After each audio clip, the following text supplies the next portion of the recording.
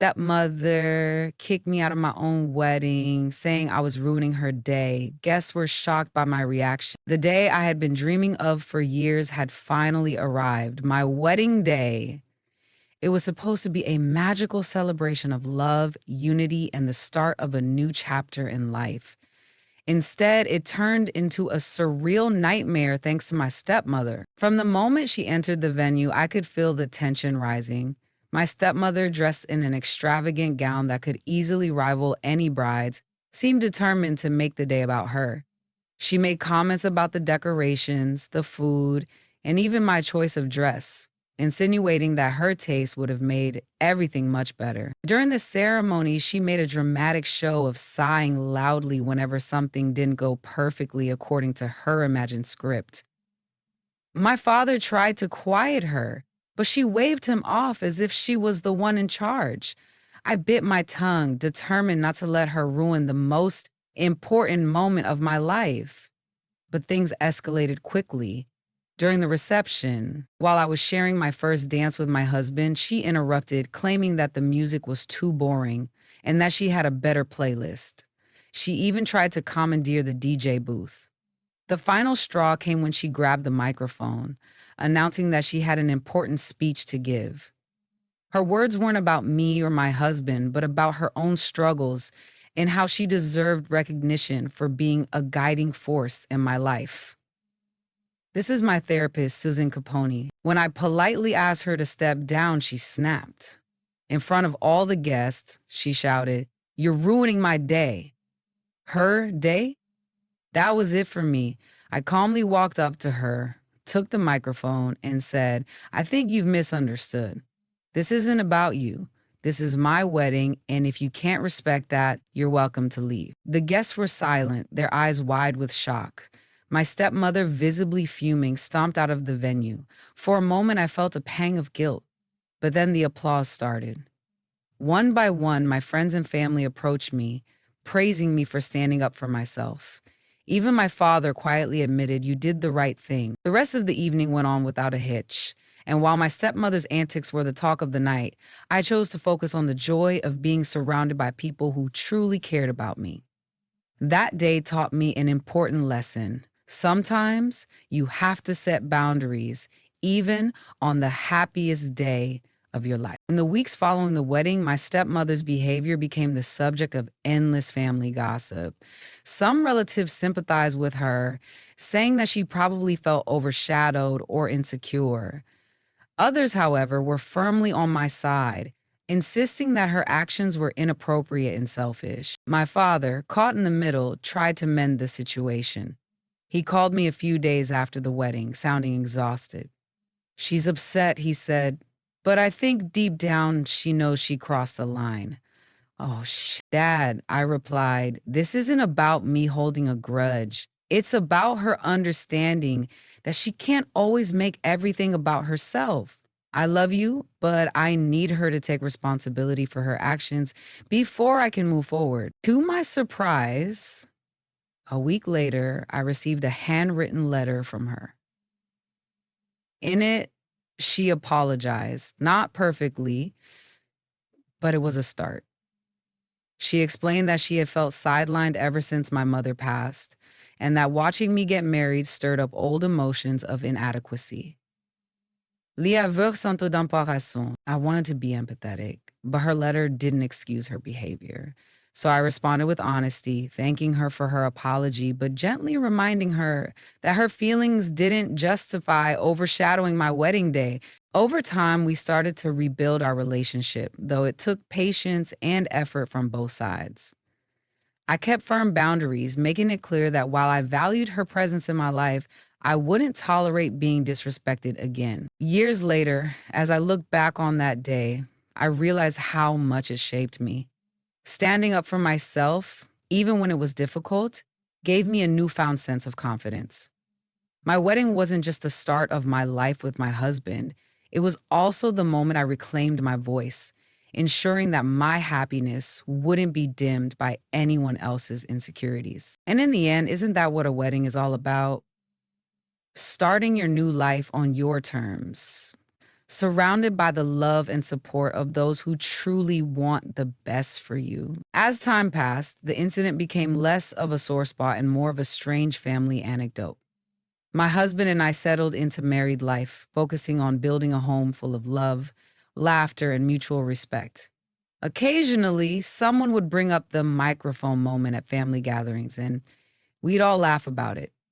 Even my stepmother, after much reflection, began to joke about how she'd learned her lesson about boundaries. Our relationship wasn't perfect, but it evolved. She made an effort to be more considerate, and I worked on being more understanding of her perspective. We had more open and honest conversations. And while we didn't always agree, we found a way to coexist peacefully. Years later, when my husband and I welcomed our first child, my stepmother was one of the first to visit us in the hospital. She arrived with a soft blue blanket she had knitted herself, her eyes brimming with genuine affection. "I want to be a better grandmother than I was a stepmother," she said quietly.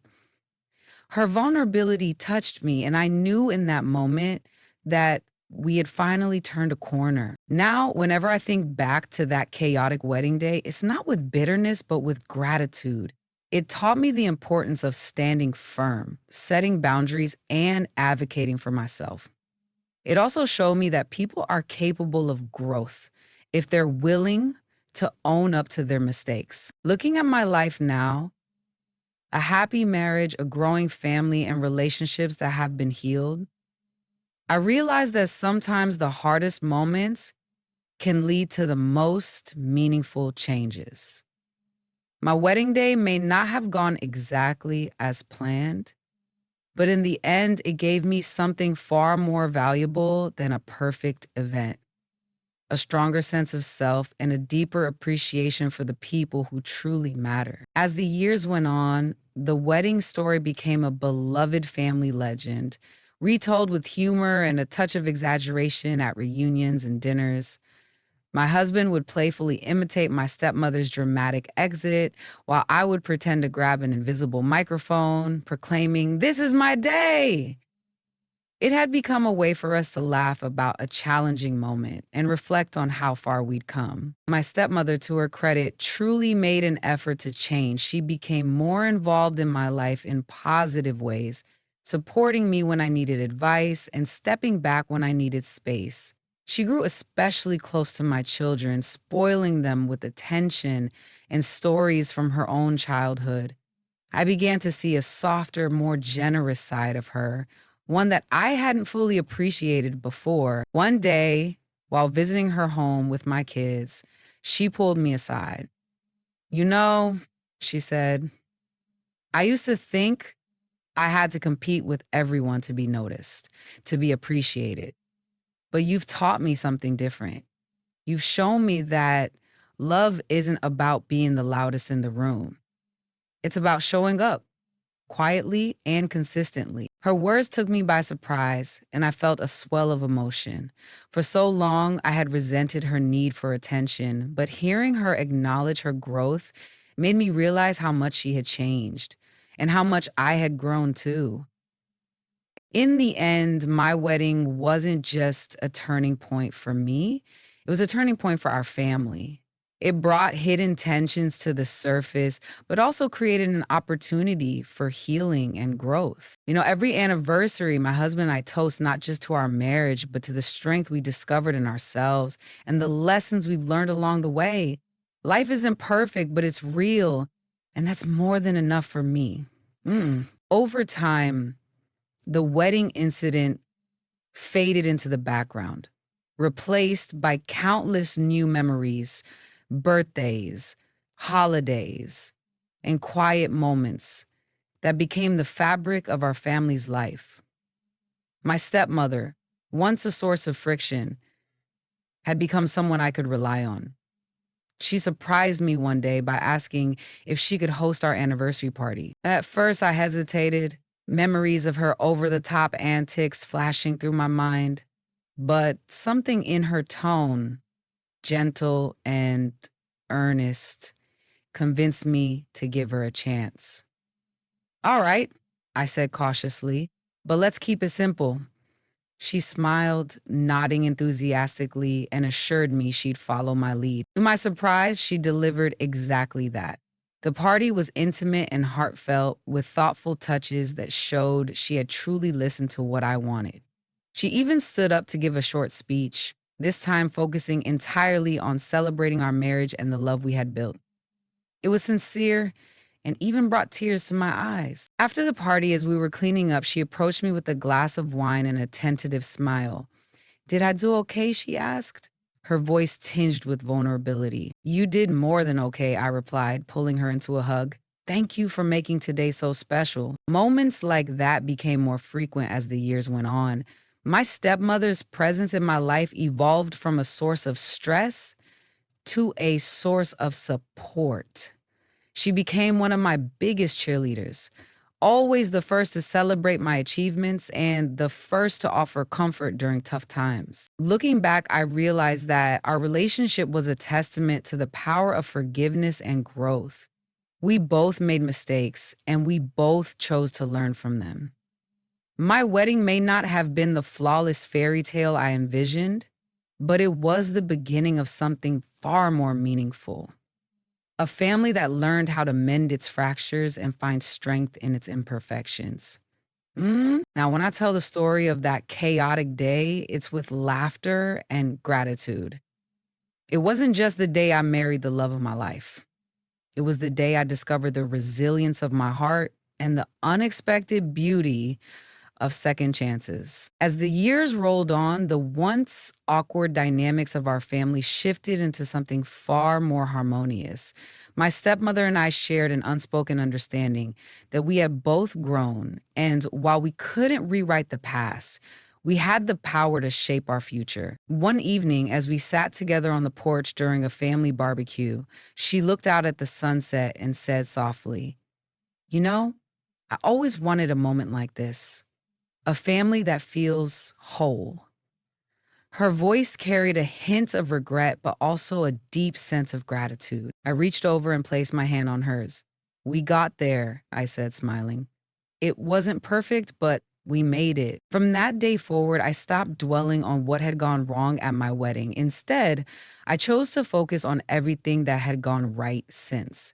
My stepmother, once an outsider in my life, had become someone I could trust and even lean on. And in the end, that's what life is about. Not perfection, but progress, not flawless moments, but shared memories, growth, and love. Now, every time I tell the story of my wedding, it's no longer about the chaos or the drama.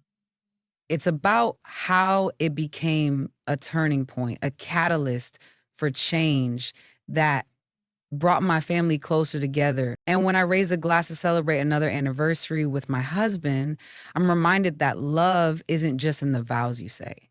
It's in the moments you fight for, the lessons you learn, and the people you choose to forgive.